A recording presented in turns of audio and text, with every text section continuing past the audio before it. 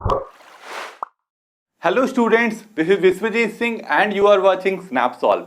तो आज जो है हम लोग एसिड बेस एंड सॉल्ट जो चैप्टर हम लोग कर रहे थे उसी का 5वां पार्ट करने वाले हैं केमिस्ट्री का। इससे पहले हमने 4 पार्ट कर लिए हैं। उन चारों पार्ट्स को अगर आपने देख लिया है तो बहुत अच्छी बात है। अगर आपने नहीं देखा तो पहले उनको जाके देखें, तो जाके आपको ये पार्ट ज़्यादा अच्छे से समझ में आएगा।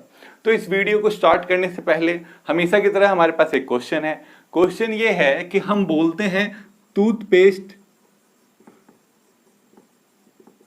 Toothpaste is basic in nature. Toothpaste जो है वो बेसिक होता है नेचर का, वो बेस होता है। Toothpaste is a base.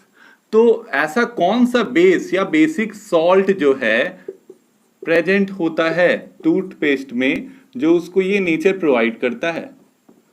कौन सा बेसिक सॉल्ट या बेस भी हो सकता है, दोनों में से कुछ भी। कौन सा बेसिक सॉल्ट या कौन सा बेस जो है वो टूथपेस्ट के अंदर प्रेजेंट होता है जो उसको बेसिक कैरेक्टर प्रोवाइड करता है? यही आपका क्वेश्चन है। तो अगर आपको आंसर पता है तो प्लीज कमेंट करें। अगर आपको आंसर नहीं पता है तो वीडियो को देखते रहें, लास्ट में आपको इसका आंसर जरूर मिलेगा। आज की वीडियो में हम बात करने वाले हैं पीएच ऑफ सॉल्ट्स का। सॉल्ट्स, जैसा कि आप जानते हैं, अगर आपने पिछली वीडियोस देखी हैं तो आप सॉल्ट्स के बारे में आपको पता होगा कि there are 3 types of salt: acidic salt, basic salt and neutral salt. तीनों सॉल्ट्स के बारे में, तीनों सॉल्ट्स का पीएच क्या होता है उसके बारे में हम यहाँ पे बात करने वाले हैं। सबसे पहले एसिडिक सॉल्ट का अगर हम बात करें तो एसिडिक सॉल्ट हमको कैसे मिलता है, एसिडिक सॉल्ट कैसे फॉर्म होता है? एसिडिक सॉल्ट फॉर्म होता है when strong acid reacts with weak base. जब स्ट्रॉन्ग एसिड वीक बेस के साथ रिएक्ट करता है तो हमको क्या मिलता है? हमको एसिडिक सॉल्ट मिलता है। ठीक है, ये सब हमने पिछली वीडियो में कवर किया हुआ है। आप प्लीज जाके उन वीडियोस को देखें अगर आपने नहीं देखी है तो। जब हमारे पास स्ट्रॉन्ग एसिड होता है और वीक बेस होता है, इन दोनों को जब हम रिएक्ट करते हैं आपस में तो हमको कैसा सॉल्ट मिलता है? एसिडिक सॉल्ट मिलता है। और वाटर तो होगा क्योंकि ये क्या है हमारा, इसको हम न्यूट्रलाइजेशन रिएक्शन बोलते हैं। अब एसिडिक सॉल्ट का पीएच क्या होगा? एसिडिक सॉल्ट का पीएच वही होगा जो आपको एसिड्स का पीएच होता है। मतलब एसिडिक सॉल्ट का जो पीएच होगा वो क्या होगा? वो लेस देन 7 होगा। हम जानते हैं एसिड्स का पीएच क्या होता है? 7 से कम होता है। इसलिए एसिडिक सॉल्ट जो है उसका पीएच भी क्या होगा? 7 से कम होगा। पर क्या है ना कि जो हमारे एसिडिक सॉल्ट हैं दे will behave like weak acids. ठीक है, वो वीक एसिड्स की तरह बिहेव करते हैं। कौन से सॉल्ट्स? एसिडिक सॉल्ट्स जो होते हैं वो कैसे बिहेव करते हैं? They behave like a weak acids. Weak acids की तरह वो बिहेव करते हैं, वो स्ट्रॉन्ग एसिड की तरह बिहेव नहीं करेंगे। ठीक है, कैसे बिहेव करते हैं? वीक एसिड की तरह। तो हम अगर एक जनरल सा बात करें उनके पीएच का तो उनका पीएच जो है वो 4 to 7 लाई कर सकता है ना। पीएच 4 हो सकता है या 4 से बड़ा हो सकता है, पर हमेशा 7 से छोटा होगा। ठीक है, ये पीएच का बात हुआ हमारा एसिडिक सॉल्ट का। कुछ एग्जांपल्स देखते हैं एसिडिक सॉल्ट के, जैसे कि आपका कैल्शियम क्लोराइड CaCl2। ठीक है, ये देखिए आप, अगर हम इसको एसिड और बेस में ब्रेक करें, हमने ये पढ़ा है हाइड्रोलिसिस ऑफ सॉल्ट में कैसे हम इसको क्या कर सकते हैं, एसिड और बेस में ब्रेक कर सकते हैं, है ना। कैसे कर सकते हैं? इसको हम वाटर के साथ रिएक्ट कर देंगे, वाटर में ब्रेक हो जाता है H+ और OH- में, यहाँ पे ये प्लस ये माइनस हो जाता है, तो आपका पॉजिटिव पार्ट नेगेटिव की तरफ अट्रैक्ट होता है, पॉजिटिव पार्ट नेगेटिव की तरफ अट्रैक्ट होता है। तो कैल्शियम हाइड्रोक्साइड आपको देखने को यहाँ मिल रहा है। और क्या मिल रहा है? Hydrochloric acid. तो यहाँ पे देखिए आपको क्या मिल रहा है? कैल्शियम हाइड्रोक्साइड देखने को मिल रहा है, साथ में हाइड्रोक्लोरिक एसिड देखने को मिल रहा है। यानी कि ये वीक बेस है, स्ट्रॉन्ग एसिड है, तो so it is a acidic salt. और इसका पीएच देखने को मिलता है, वो क्या देखने को मिलता है? ये 5.2 देखने को मिलता है। तो 5.2 जो है इसका पीएच है किसका? कैल्शियम क्लोराइड का। Calcium chloride is an acidic salt and it's pH is 5.2। आप देख सकते हैं 4 to 7 ये लाई कर रहा है। इसके बाद अगर हम एक और एग्जांपल ले, जैसे हमारा NH4Cl है। ठीक है, फिर अगर हम इसको ब्रेक करें तो हमको क्या मिलेगा? अमोनियम हाइड्रोक्साइड मिलेगा और हाइड्रोक्लोरिक एसिड मिलेगा।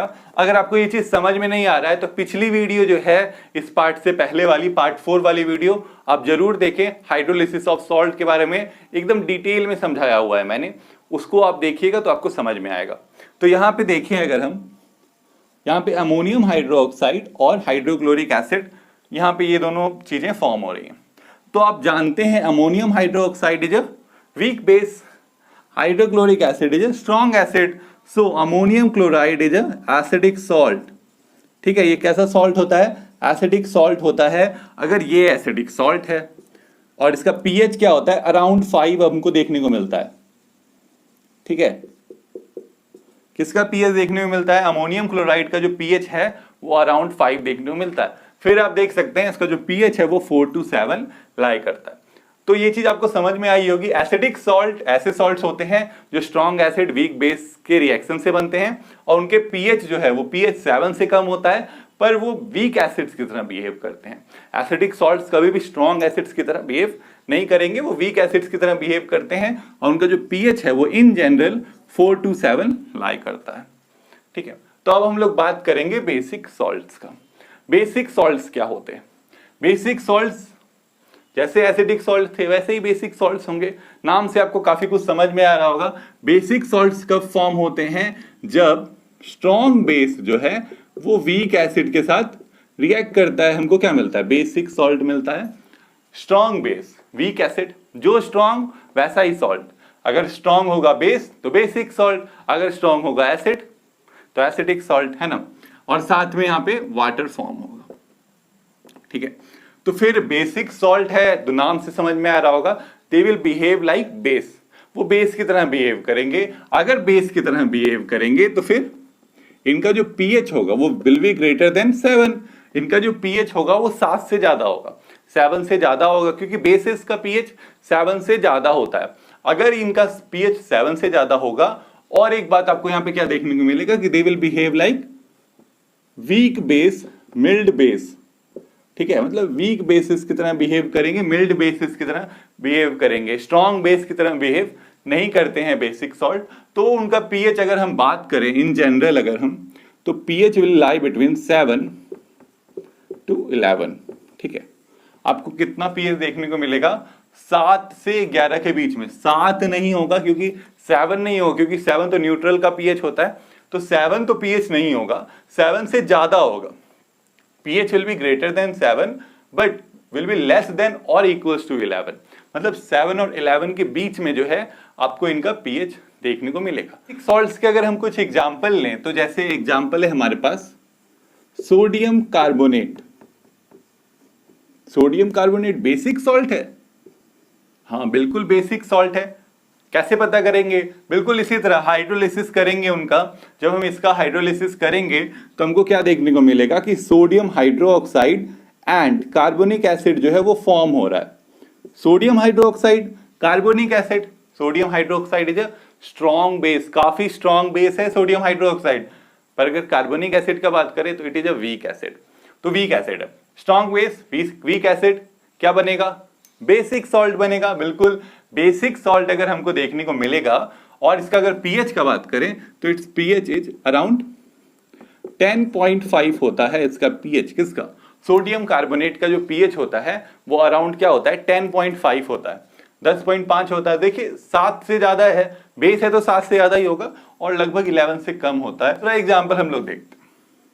दूसरा एग्जाम्पल का अगर हम बात करें, जैसे हमारे पास है सोडियम एसिटेट, है ना, CH3COONA।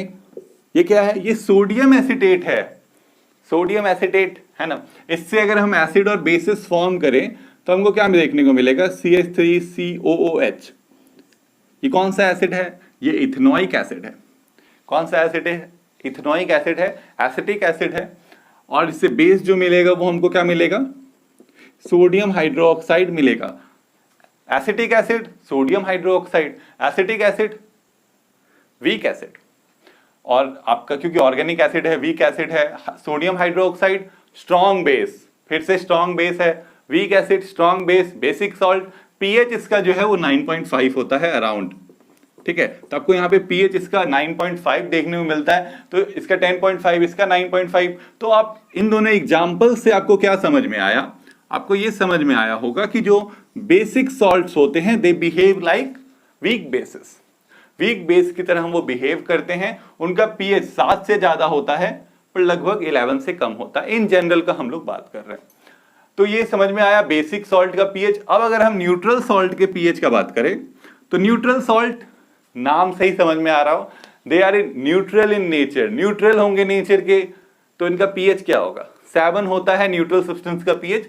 फिर भी न्यूट्रल सॉल्ट फॉर्म कैसे होते हैं? When strong acid reacts with strong base. Strong acid strong base के साथ रिएक्ट करता है तो हमको कैसा सॉल्ट मिलता है? न्यूट्रल सॉल्ट मिलता है। और क्या मिलता है साथ में? वाटर तो मिलेगा ही ना, न्यूट्रलाइजेशन रिएक्शन है। याद रखना है ये न्यूट्रलाइजेशन रिएक्शन है, एसिड बेस के साथ रिएक्ट करके सॉल्ट एंड वाटर फॉर्म करता है। तो ये हमको न्यूट्रल सॉल्ट मिलता है।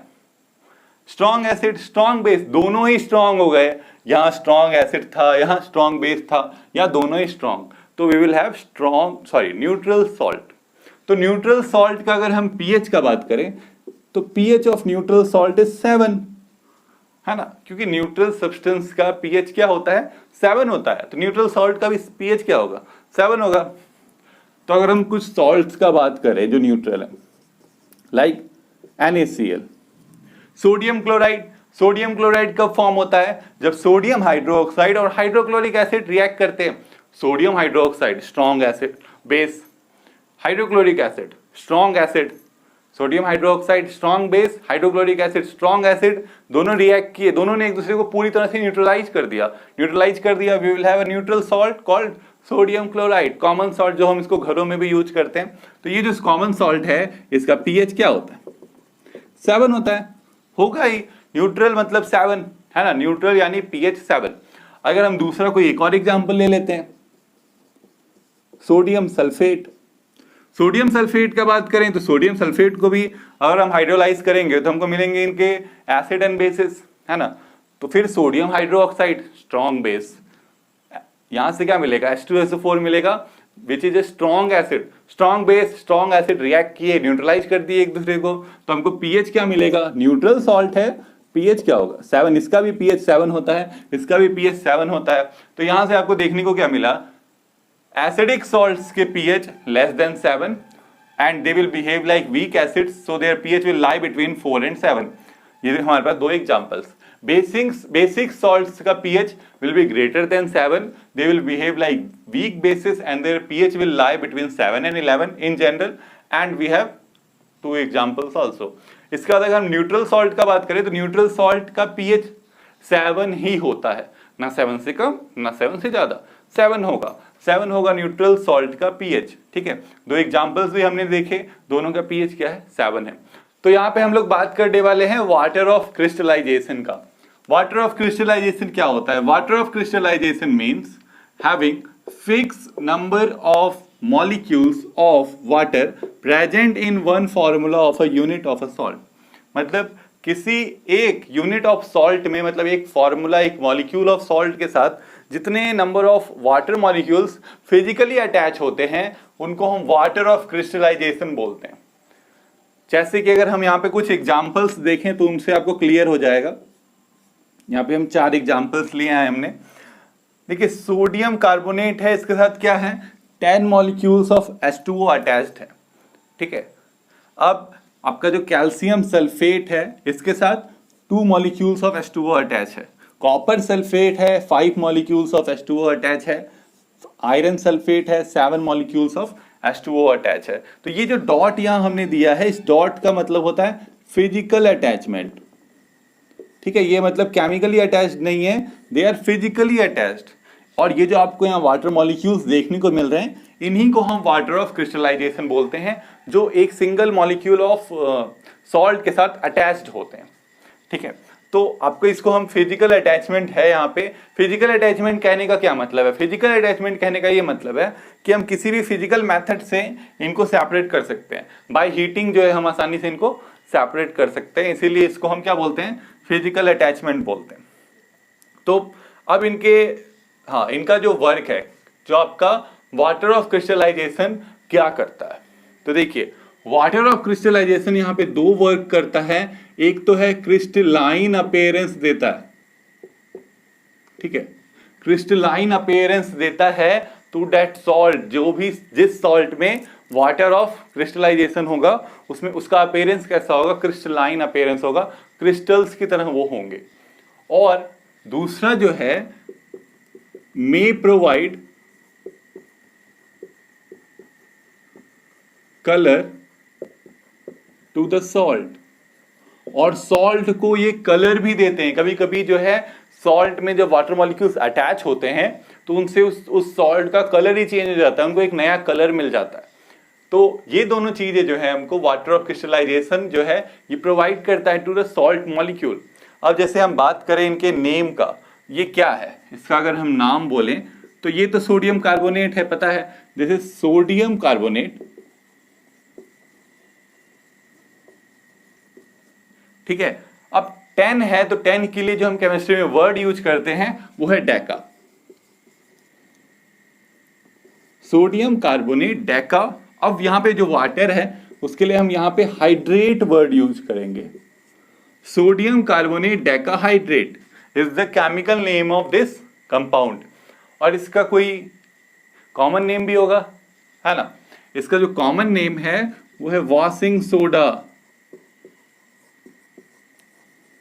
ठीक है, इसका कॉमन नेम है वॉशिंग सोडा, किसका, सोडियम कार्बोनेट डेकाहाइड्रेट का, इस मॉलिक्यूल का जो कॉमन नेम है वो वॉशिंग सोडा है। इसके बारे में हमको पढ़ना है, हम लोग नेक्स्ट सेशन में इसके बारे में अच्छे से पढ़ेंगे। इसके बाद हम आगे बढ़ें तो इसका नाम अगर लिखें तो ये क्या है, calcium sulphate, calcium sulphate 2,4 di, dihydrate, या हम बायहाइड्रेट भी इसको बोल सकते हैं, कैल्शियम सल्फेट डाइहाइड्रेट और कैल्शियम सल्फेट बायहाइड्रेट, दोनों नेम हो सकते हैं इसके, 2,4 डाई या बाय हम लिखते हैं। और इसका अगर कॉमन नेम का बात करें तो इसका कॉमन नेम है जिप्सम। जिप्सम के बारे में भी हमको पढ़ना है, नेक्स्ट सेशन में जरूर पढ़ेंगे हम लोग। इसके बाद अगर हम और आगे बढ़े तो तीसरा जो हमारा यहाँ पे कंपाउंड है इसका नेम क्या है, कॉपर सल्फेट 5,4 पेंटा, है ना, copper sulphate pentahydrate, copper sulphate pentahydrate.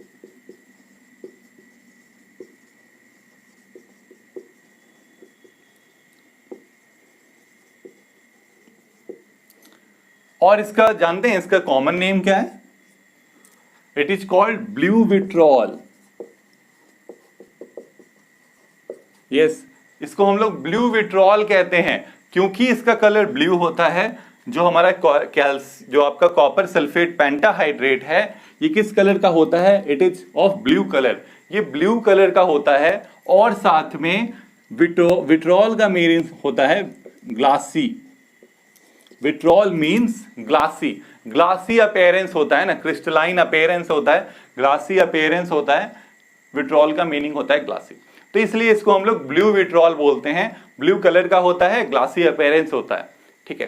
तो ये हो गया हमारा क्या, कॉपर सल्फेट पेंटाहाइड्रेट। अगर हम एक और हमारे पास यहाँ पे सॉल्ट है विथ वाटर ऑफ क्रिस्टलाइजेशन, उस सॉल्ट का अगर केमिकल नेम लिखें तब तक तो आपको समझ में आ गया होगा। इस सॉल्ट का जो केमिकल नेम है वो आप मुझे कमेंट करके जरूर बताएं।